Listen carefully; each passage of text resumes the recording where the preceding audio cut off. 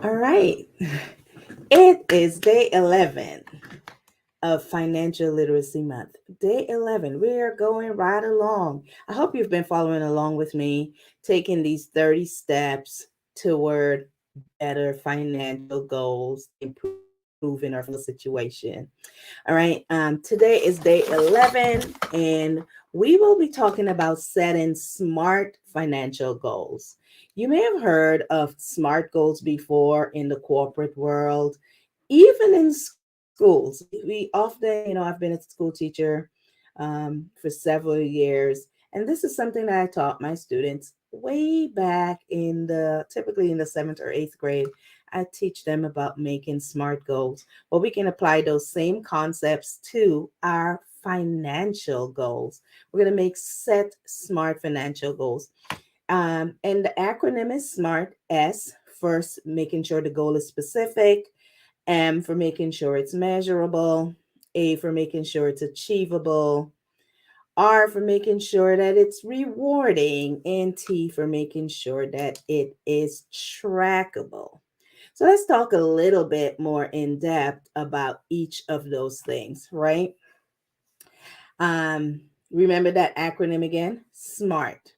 Just like what you are right now. You are smart to be working on your financial situation, on improving that financial situation, making sure that you have the information that you need to make smart decisions, smart financial decisions, good financial decisions.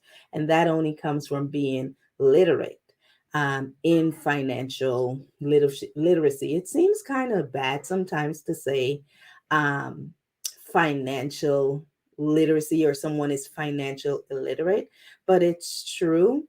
Um, More than half of Americans are not financial financially literate. All right. And it's because this information is not shared, it's not taught. And however, we're trying to do better in our community. So let's get into it.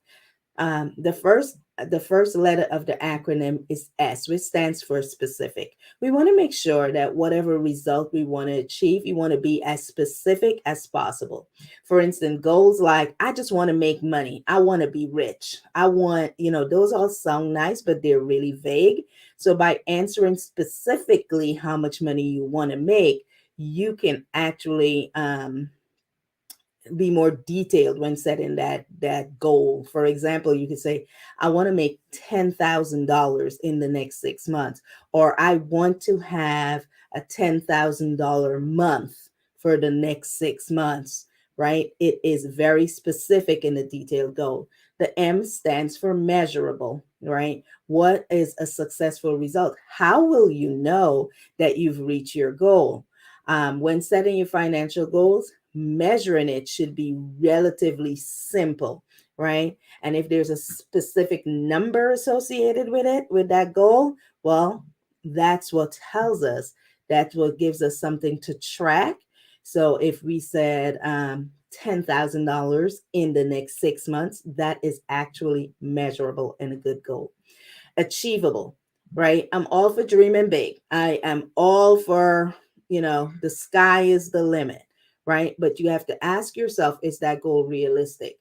If I said that I want to lose 25 pounds by Saturday, that is not a realistic goal, right? It's not achievable. So whatever it is that we're going to do, we want to make sure that it is not that is measurable, that is not just measurable and specific, but that is also achievable, right? The R stands for rewarding, and there's nothing better than that getting that great feeling in the world when you have accomplished a goal that you set out to achieve, right? I can think of many times once I set out to do something, and then once I got there, just the feeling of getting there was enough for me because it was rewarding just doing it. In addition, I may reward myself, right? Like lose enough weight and then I can have some ice cream. It might be counterproductive. However, it needs to be rewarding, right? all that energy and effort and time that you put into it. Uh, Now you're able to see the result of what you've done.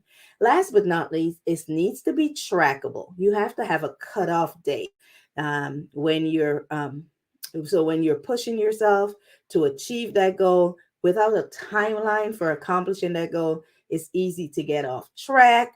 And then you have to get yourself back into it. So a goal without a deadline is just basically like a wish. So we want to make sure that we have a deadline so we can track ourselves along the way to make sure that we are there.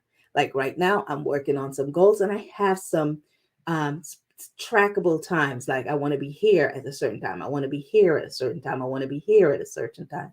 Right. So that's what I have for you today on setting smart financial goals. So that SMART acronym does not only apply to work stuff, it does not only apply to other stuff, it also applies to our finances. I'm Carmen Bernard. Thanks for taking the time to listen to me today. Please share this video. Please like it. Please comment. And you can reach me at carmen10k.com. And I'll see you tomorrow. Thank you. Bye bye.